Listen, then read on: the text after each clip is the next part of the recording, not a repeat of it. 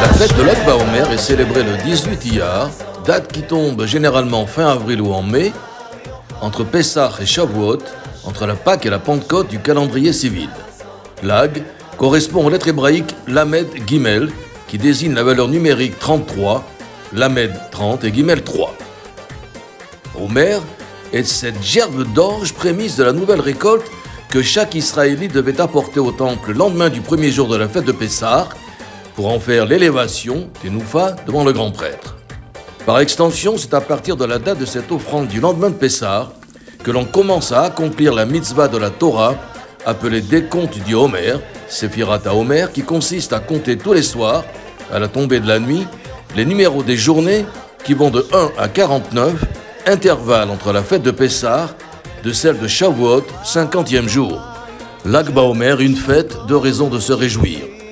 Première raison, fin de l'épidémie qui décima les disciples de Rabbi Akiva, 2e siècle de notre ère. D'après nos sources talmudiques, c'est ce 18 Iyar, soit le 33e jour du Homer, que cessa la mortalité qui frappa les 24 000 élèves du grand docteur de la loi. Citation du traité du Talmud Yebamot. Rabbi Akiva avait 12 000 paires d'élèves de Gibbeton jusqu'à Antipatris et tous sont morts pendant la même période car ils ne se respectaient pas l'un l'autre.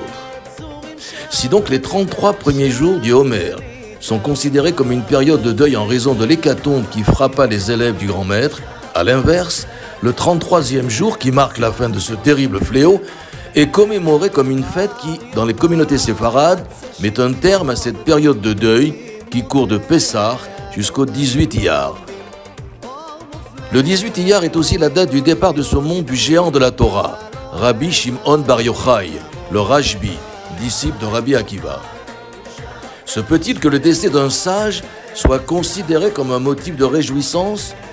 Notre tradition présente Rabbi Shimon Bar Yochai comme le père fondateur de la mystique juive, l'auteur des fondements du livre de la splendeur, le Sefer HaZohar. Selon la Kabbale, Bar Yochai, fondateur de la Kabbale, était parvenu à un tel niveau d'élévation spirituelle que sa mort consacrait l'union de son âme avec le trône céleste, union assimilable à une noce, en araméen, Iloula. D'autres pensent que cette Iloula marque la joie du dévoilement des secrets du Pardès, connaissance du paradis d'Adam Arishon, dont Rabbi Shimon déclara à ses disciples en ce 33e jour du Homer, juste avant de mourir. Période de deuil. Les communautés séfarades observent une forme de deuil qui va du lendemain de Pessah jusqu'à Lag BaOmer, pendant lequel on cesse de se couper les cheveux et de se raser, on s'abstient de toute réjouissance, fête, musique, mariage, bar mitzvot. Lag BaOmer stoppe le deuil et les fêtes reprennent le lendemain, 34e jour du Homer. De leur côté, la plupart des communautés ashkénazes prennent le deuil le lendemain de Rosh Chodesh Iyar jusqu'à la veille de Shavuot, en interrompant leur affliction seulement le jour de Lag BaOmer. La suspension de l'interdiction de se couper les cheveux a fait naître la coutume de procéder à cette date à la première coupe de cheveux rituelle des petits garçons de 3 ans. Comment se manifestent les réjouissances à Lag BaOmer? Étude de la Torah, prières, chants et psaumes en l'honneur des grandes tzadikim, notamment le fameux hymne Bar Yochai qui est au cœur de la liturgie séfarade de Lag BaOmer.